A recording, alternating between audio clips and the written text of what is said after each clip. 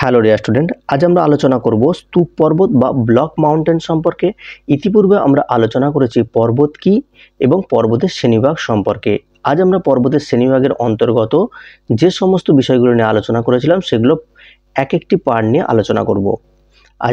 আজ আমাদের আলোচনার বিষয় কি? স্তূপ পর্বত। স্তূপ পর্বত সম্পর্কে জানার আগে আমাদের জানতে হবে চ্যুতি কি, ময়ীভাবক আলোড়ন কি, গিরিজনী আলোড়ন কি, প্রতিমাশ্রীর চ্যুতি কি।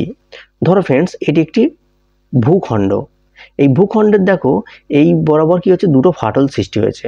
ওকে, অর্থাৎ কি এই ফাটল বরাবর যখন কোনো ভূখণ্ড পাশের এই ভূখণ্ড থেকে কি হচ্ছে, নিচের দিকে হয় বসে যাবে, নালে উপরের দিকে উঠে যাবে।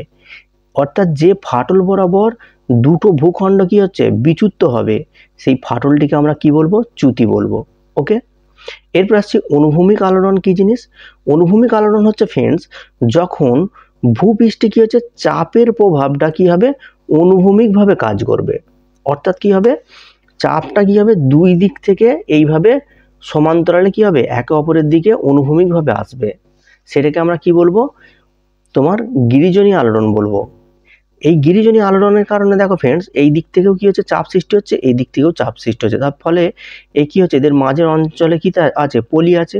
এই পলিতে ভাঁজ পড়ে কি তৈরি হয়, ভঙ্গিল পর্বত তৈরি হয়। এইবার আসছি আমরা মহীভাবক আলোড়ন কি। মহীভাবক আলোড়ন হচ্ছে ফ্রেন্ডস, যখন ভূ অভ্যন্তরের নিচে আমরা কি জানি, ম্যাগমা রয়েছে। সেই ম্যাগমার চাপের ফলে কি হচ্ছে, যখন ভূপৃষ্ঠের কোনো খণ্ড বা অংশ উলম্বভাবে উপরের দিকে হয় উঠে যাবে বা নিচের দিকে বসে যাবে। অর্থাৎ শক্তিটা কিভাবে কাজ করবে, উলম্বভাবে কাজ করবে। সেটাকে আমরা কি বলবো, মহীভাবক আলোড়ন বলবো। চলো আজ আমরা মেন টপিকে প্রবেশ করি। আজকে আলোচনা হচ্ছে, আমাদের বিষয় হচ্ছে কি, স্তূপ পর্বত। দেখো ফ্রেন্ডস, স্তূপের আকারে গঠিত পর্বতকে স্তূপ পর্বত বলে। প্রসারণ বলের প্রভাবে দুটি চ্যুতির মধ্যবর্তী অংশ যখন পার্শ্ববর্তী অংশ থেকে চাপের ফলে হেলানোভাবে উপরে উঠে যায়, তখন উঁচু অংশকে স্তূপ পর্বত বা হোস্ট বলা হয়। এই ইমেজটি দেখো। দেখো ফ্রেন্ডস, এই ভূখণ্ডটি কি হচ্ছে, একসময় এই রকমভাবে অবস্থান করত, কিন্তু এদের এই অঞ্চল বরাবর কি হচ্ছে, চ্যুতি অর্থাৎ ফাটল লক্ষ্য করা গেছে। এবং এই ফাটলের ফলে কি হচ্ছে, মাঝের অংশটা কি হচ্ছে, নিচের দিকে বসে গেছে উলম্বভাবে। এর ফলে দেখো এই বসে যাওয়া অংশের পাশের অংশগুলি কি হচ্ছে, উঁচু আকারে অবস্থান করছে। এই উঁচু ভূভাগটিকে আমরা কি বলবো, স্তূপ পর্বত বলবো। এবং এই স্তূপ পর্বতের মাঝের যে নিচু অংশটি হচ্ছে কি, এটা হচ্ছে গোস্তু উপত্যকা। ওকে, এরপর আসছি গোস্তু উপত্যকা কি সে সম্পর্কে। দুটি চ্যুতির মধ্যবর্তী অংশ আপেক্ষিকভাবে পাশের অঞ্চল থেকে নিচে বসে গেলে ওই নিচু অংশকে গোস্তু উপত্যকা বা জার্মান ভাষায় গ্রাবেন বলা হয়, যেটা আমরা একটু আগে ইমেজে দেখলাম। গোস্তু উপত্যকার উদাহরণগুলো কি কি, এগুলো ফ্রেন্ডস খুব ভালো করে মনে রাখবে, এগুলো থেকে প্রচুর কোশ্চেন আসে। পৃথিবীর বৃহত্তম গোস্তু উপত্যকার নাম হচ্ছে পূর্ব আফ্রিকার বৃহৎ গোস্তু উপত্যকা। এটা খুবই ইম্পর্টেন্ট, মনে রেখো। ভারতে কোথায় কোথায় গোস্তু উপত্যকা দেখতে পাওয়া যায়? ফ্রেন্ডস, ভারতের নর্মদা, তাপ্তি, দামোদর নদীর গোস্তু উপত্যকা হচ্ছে কি তোমার ভারতের গোস্তু উপত্যকার উদাহরণ।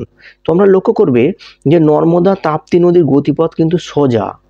ওকে, নদীতে বাঁক কম, অর্থাৎ কি এই নদী দুটি গোস্তু উপত্যকার মধ্য দিয়ে প্রবাহিত হয়েছে। আর জার্মানিতে এক জায়গায় তোমার গোস্তু উপত্যকা দেখতে পাওয়া যায়। কোথায়? সেটা ব্ল্যাক ফরেস্টে। অর্থাৎ জার্মানির ব্ল্যাক ফরেস্ট হচ্ছে একটি গোস্তু উপত্যকার উদাহরণ। এই ব্ল্যাক ফরেস্টের মধ্য দিয়ে কি হয়েছে, রাইন নদী প্রবাহিত হয়েছে। ওকে, এরপরে আমরা জানবো স্তূপ পর্বতের উদাহরণ সম্পর্কে। দেখো ফ্রেন্ডস, ভারতের পশ্চিমঘাট পর্বত একটি তির্যক চ্যুত স্তূপ পর্বত। এখানে একটু মনে রাখতে হবে, তির্যক চ্যুত স্তূপ পর্বতের কথা বলা হয়েছে। অর্থাৎ কি নিচের ভূভাগটা কি হচ্ছে, উপরের দিকে উত্থিত হয়েছে উলম্বভাবে, কিন্তু একটু হালকা হেলে উত্থিত হয়েছে। ওকে, সেই হেলানোর কারণে কি হচ্ছে, এর নাম হয়েছে তির্যক চ্যুত স্তূপ পর্বত। এটা বহুবার এক্সামে এসেছে যে ভারতে একটি তির্যক চ্যুত স্তূপ পর্বতের উদাহরণ দাও। তার অ্যান্সার হবে কি, পশ্চিমঘাট পর্বত।